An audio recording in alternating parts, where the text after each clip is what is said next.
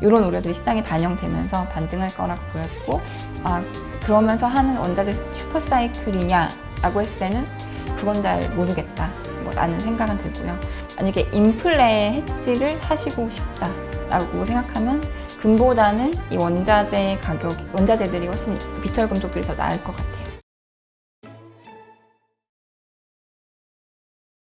자, 그러면 이제 한국 그 외환시장을 좀 들어가 보면은 지난달에 삼성전자 특별 배당이 있었잖아요. 그 이제 외국인 주주들이 뭐 40% 이상이니까 상당히 이제 외국인들에게 넘어갔을 텐데 어떤 결과들이 있었나요?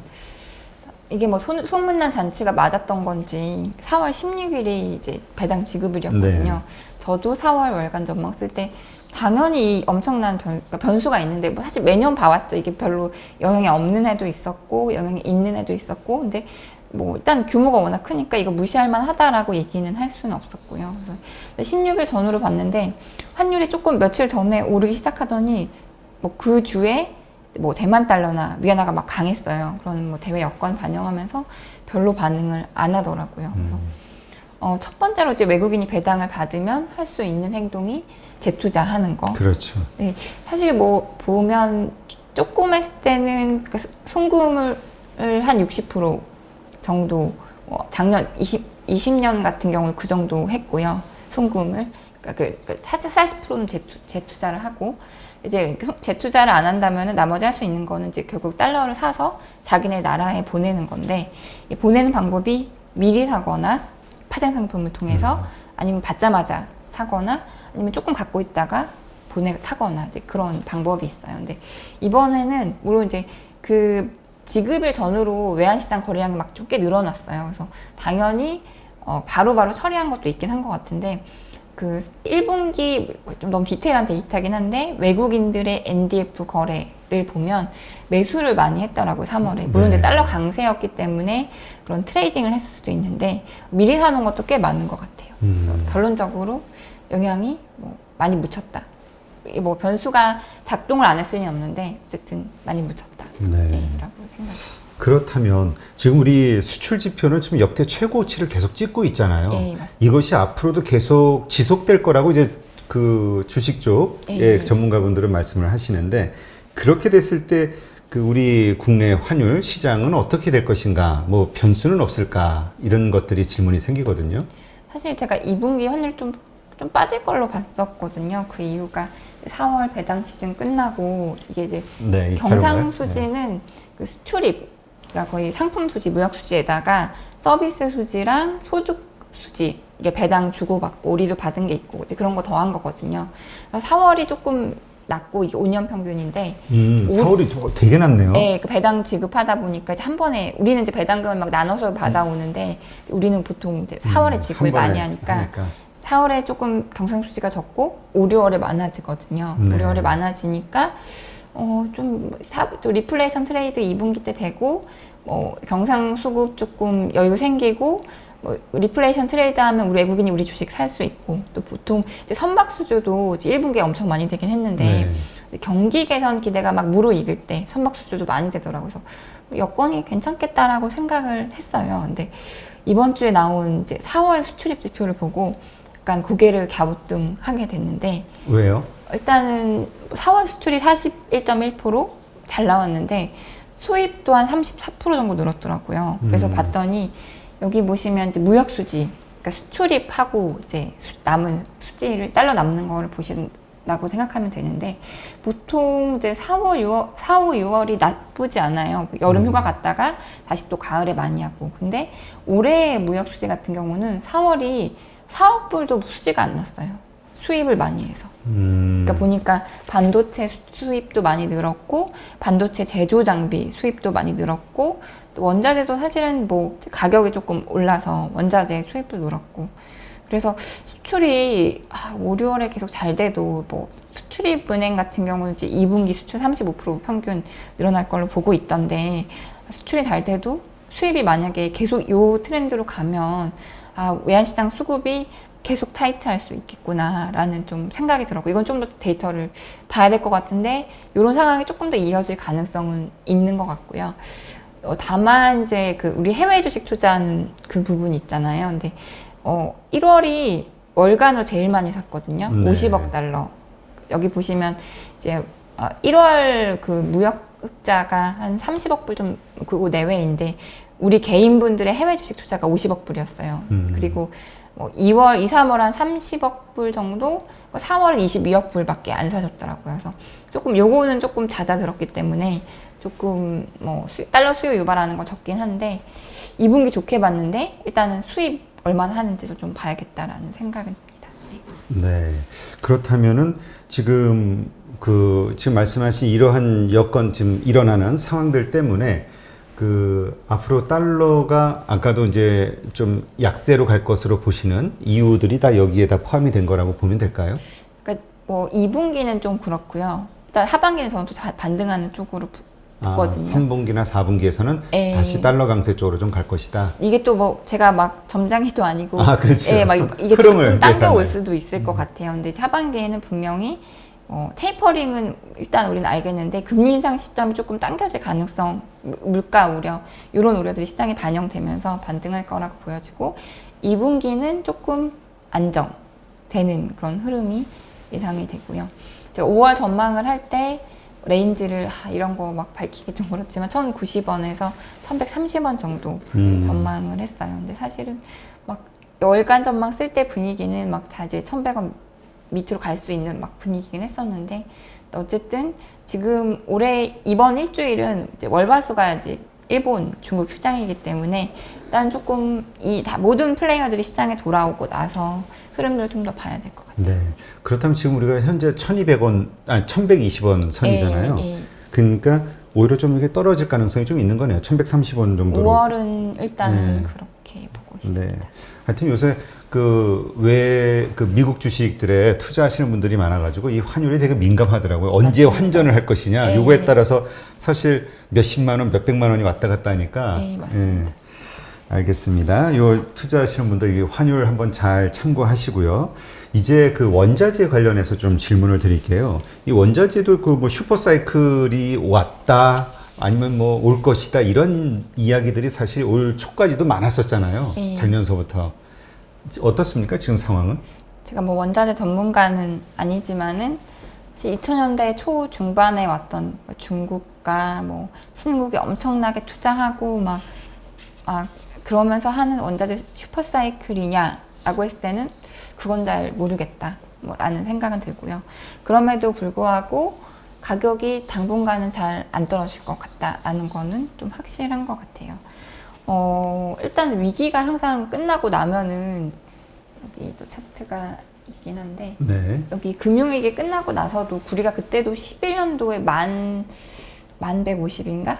만대를 찍었거든요. 네. 항상 그러니까 위기가 끝나고 나면은 이제 모든 가격들이 다 이제 올라요. 당연한 건데 이렇게 위기 때문에 이렇게 뭐 사람도 좀 많이 자르기도 했고 뭐 생산할 준비를 안 해놓고 공장문도 닫아놓고 그런 상황인데 갑자기 또 막 수요가 느는 상황, 위기가 또 해결이 되고 나면 수요가 느니까 수급 불균형이 생기면서 이제 보통 위기가 끝나면 이제 가격이 오르기 마련이고 뭐 지금 뭐 컨테이너도 비싸다, 뭐 반도체도 부족하다, 뭐 안 부족한 게 없거든요. 이거는 네. 위기 끝나고의 상황인 것 같긴 하고요. 근데 이제 두 가지에서 좀 이렇게 특히 이제 비처 시장은 다른 것 같아요. 첫 번째로는 이 팬데믹이라는 위기의 특징, 극복해 나가는 경로. 그러니까 신흥국은 굉장히 지금 백신 못 맞아서 더디게 정상화되고 있고 선진국은 빠르게 정상화하고 되고 있는데 이 신흥국이 생산을 주도하는 주체고 이 소비를 그러니까 수요를 주도하는 주체는 선진국이라는 거거든요. 그래서 뭐 구리를 만드는 제일 많이 만드는 나라가 칠레, 뭐 남미 국가들, 페루, 중국도 이제 많이 만들긴 하는데 아직 팬데믹 해결이 안 돼서 제대로 생산을 못 하는데 이게 파업까지 막 해버리더라고요. 그러니까 이제 더 생산이 안 되는 그런 상황이고, 첫 번째로는 이제 팬데믹이라는 그런 위기, 그다음에 이제 두 번째로는 그 친환경 이슈인 것 같아요. 그러니까 친환경 이슈 때문에 중국도 뭐 알루미늄도 생산을 많이 하고 그런데 이제 뭔가 탄소 중립 요 이슈 때문에 공기도 너무 나쁘고 그렇죠. 하니까 막 그 특히 알루미늄 같은 경우는 전기를 엄청 먹거든요. 아, 이제 생산해낼 때? 예, 근데 이제 석탄을 떼서 해야 되니까 생산 못하게 하는 거예요. 그런데 한편으로는 또 친환경 관련해서 알루미늄, 뭐 구리 이런 것들이 많이 들어요. 특히 전기차 지금 막 못 만들어서 특히 막 제가 작년에 좀 좋게 봤던 르노, 유럽의 르노 같은 경우도 이게 뭔가 반도체가 부족해서 생산은 자동차를 못 만든다고 하더라고요. 최근에 포드도 그랬고.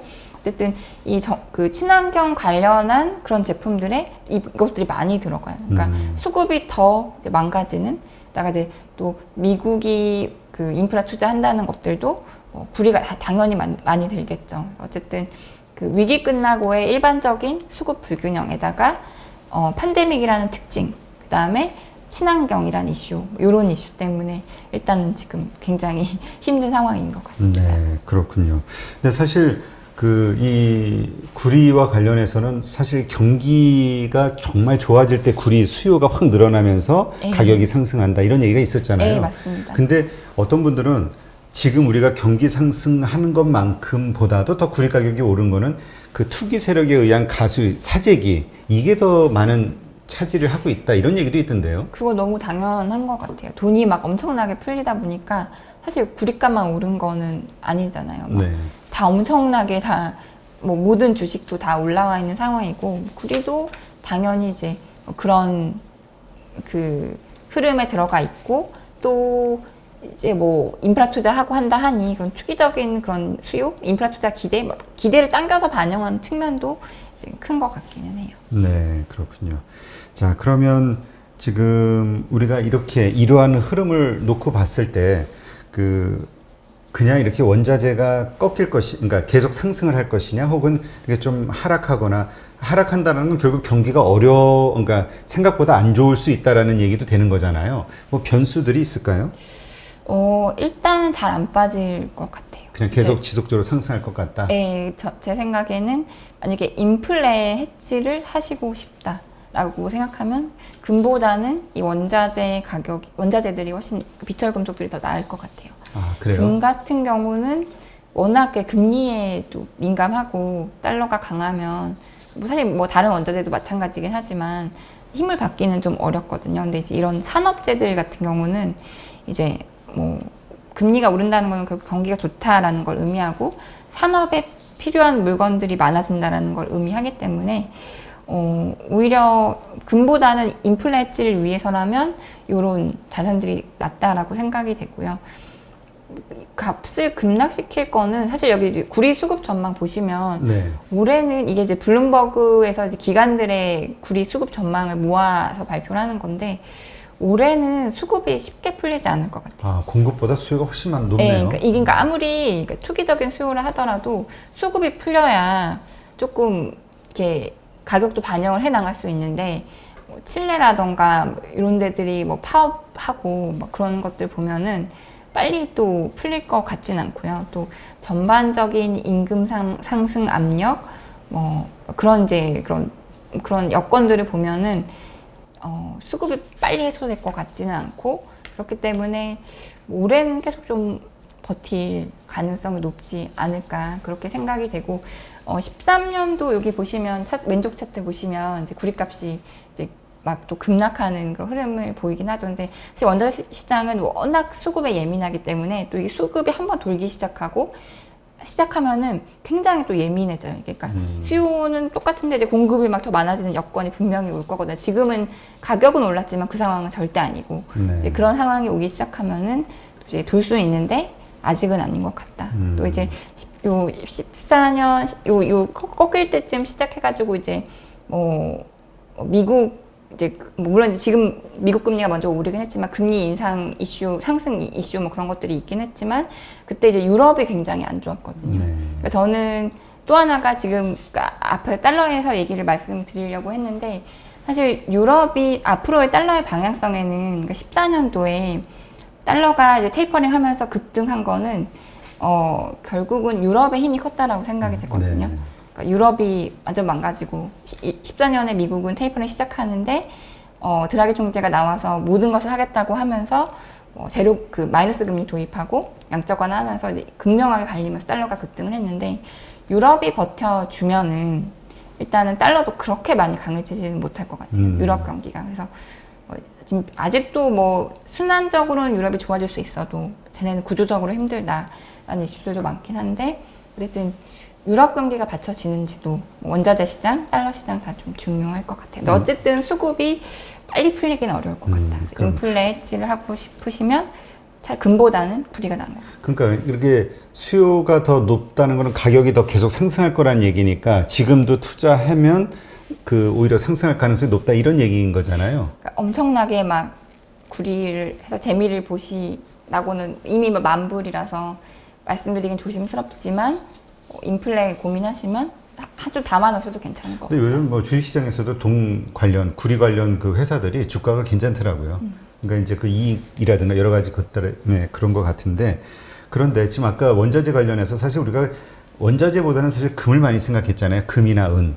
근데 이 특징이 다 있는 것 같아요. 이 비트코인에 대한 열풍 때문에 금에 대한 수요가 확 깎이면서 투자가 깎이면서 이게 금이 잘 못 올라간다 이런 얘기도 있고 이제 더 이상 올라갈 룸이 좀 없어 보인다. 옛날하고는 좀 다르게. 그리고 또 은과 관련해서는 너무 변동폭이 크다. 맞아요. 지금 여긴 동의하시는 건가요?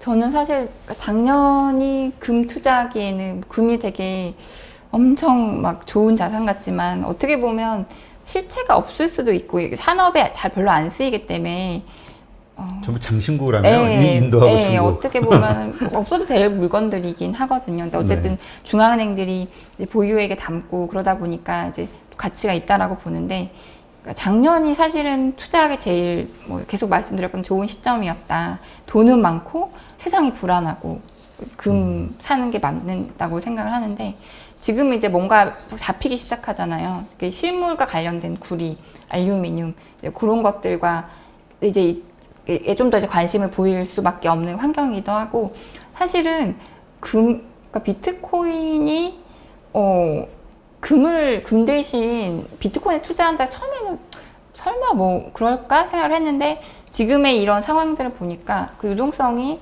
결국 그냥 올마 가다가 그쪽으로 갔을 수도 있겠다. 근데 사실 금이 비트코인하고 물론 이제 화폐란 이름으로 또 쌓여 있기 때문에 좋게 포장될 수 있지만 금이 비트코인하고 똑같다. 이거 너무 좀 그렇잖아요. 중앙은행들은 막 그렇죠. 금을 담고 있는데 약간 금의 특징, 뭔가 실체는 없으나 이제 그런 특징을 보여주고 있는 건 아닌가 싶고요. 근데 최근에 보면 그래도 금에 좀 매입 입질이 들어오고 있어요. 아, 그래요? ETF 플로우는 그러니까 뭐 투기적인 플로우는 별로 금을 안 좋아하는데 중앙은행들이 1,700대 오니까 다시 사기 시작을 했고요. 특히 중국하고 인도가 이제 뭐 장신구 관련해서 실물 수요가 많은 수요 주체인데 이제 다시 조금 사기 시작을 했어요. 그러니까 2,000은 비싸다. 근데 1,700 가니까 좀 살 수 있다. 그런 매입세는 있는 것 같아요. 근데 뭐 금으로 인플레 해지를 하겠다라는 그런 이제 맥락은 그러니까 아닌 것 같고. 쉽게 해서 이제 금으로는 더 이상 돈벌이가 좀 안 된다.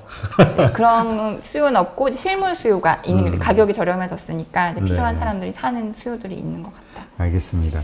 그렇다면 우리가 이제 원자재 투자한다 그러면 이제 지금 말씀하신 구리나 알루미늄 이런 쪽에 투자를 해볼 만한 건데 이거는 ETF로 역시 사는 거겠죠? ETF도 있고요. 제가 이제 선물 회사에서 나왔으니까 선물도 있는데 선물은 근데 좀 트레이딩 하시기 힘들 수도 있어요. 그거는 약간 아주 거래를 열심히 하시는 분들이 할 수가 있고, 그러니까 ETF를 하실 수가 있고, 뭐 선물을 이용하실 수가 있고, 또 세 번째로는 뭐 말씀하신 관련 주식 뭐 꽤 많거든요. 해외에도 있고 국내에도 있고 관련 주식들. 그러니까 관련 주식이라는 건 구리나 알루미늄을 생산해내는 광산을 소유한 회사거나 아니면은 가공하는 회사, 뭐 이런 걸 판매하는 회사 이런 걸 말씀하시는 거죠? 맞습니다. 여기에 직접 투자하거나 아니면은 이제 ETF로 하거나 아니면은 그런 회사들의 주식을. 근데 그게 그런 것도 좀 이렇게 상승률이 좀 있나요? 그런 주식들의.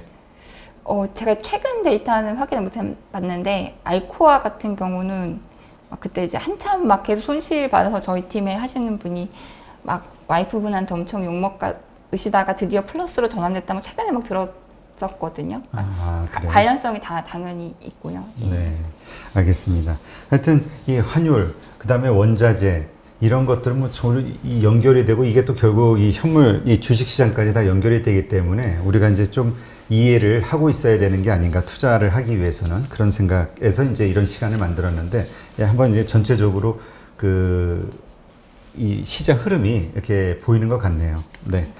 예, 오늘 이렇게 좋은 그 인사이트를 함께 해주신 삼성선물의 전승지 연구위원께 감사드립니다. 수고하셨습니다. 감사합니다.